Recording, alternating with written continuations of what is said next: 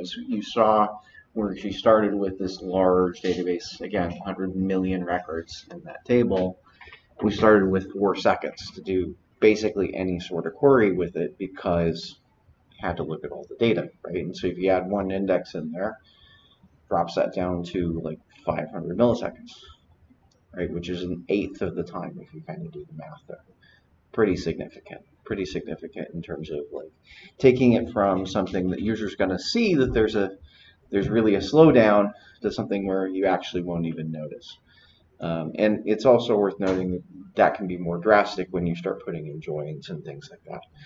It can be more, much slower to incorporate those kind of things. It's one of the ways to do it is that. Yes. If you put into perspective on the long run, it will be worth it. Right. So you say, okay, for her it took what, 4 to 8 minutes ish to create that index. Okay, so every time you make a query, let's say we go from, most of those queries went from 4 seconds to 500 milliseconds. Or the next one that she did, you notice when she got down to the first name, last name index, that actually brought it all the way down to like 27 milliseconds, which is much, much faster because of it indexing both of those columns. Well, if we just take the simple example of 500 milliseconds, okay, so that means every time you run a query that uses that index, you're potentially saving a second, 3.5 seconds, right? 3.5 seconds. So let's do the math on that. So pull up a calculator. So we talk about if it takes 4 minutes to create it, times 60, that's 240 seconds, divided by 3.5. So it happens after you do about 70 queries on there. It's faster. So if you have an active user base, that is kind of pretty quick. In fact, the thing that worth noting when you create the index, it takes longer to create the index the bigger the database already is. So if you create the index early, you're not going to have to wait 8 minutes for it to finish. Does that make sense? When you if you add the indexes before you need them, then they're just kind of updated as you grow, rather than if you get later and you need to add that index, then it's much slower. There's also ways to speed that as well, up as well if you deal with the files, namely there's paging.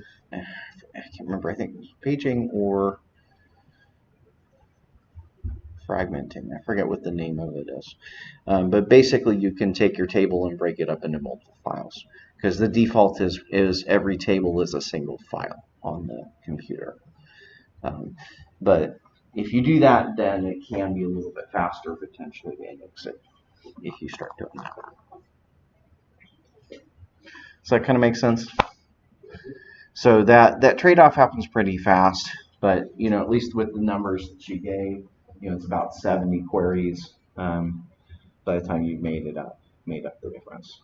But recognize that that 7-8 minutes, the 48 minutes that you're waiting, is time that the developer, right, is waiting.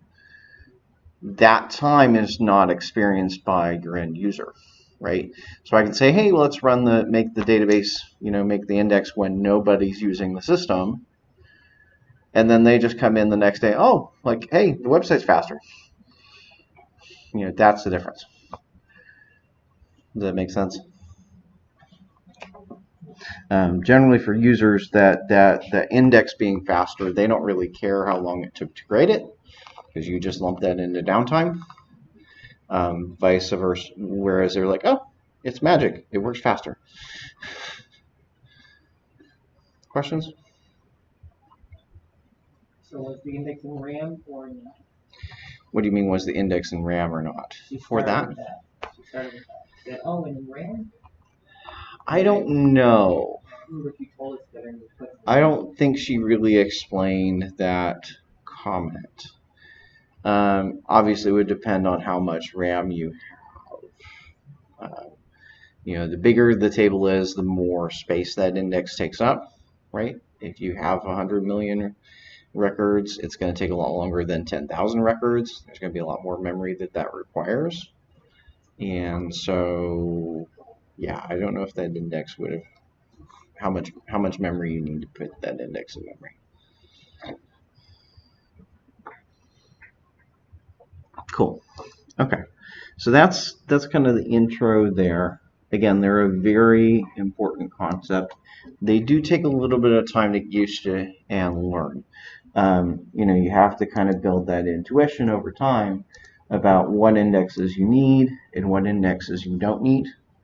In reality, even myself, I tend to have to measure performance just like she did to determine, what indexes actually make sense for my application. A lot of it's trial and error still. I mean, I can make some guesses. I can make some educated guesses about what I'll need, but usually at the end of the day, I have to kind of try the application, try my queries, and see, what indexes actually make it faster. So it's one of those things you have to kind of iterate over time.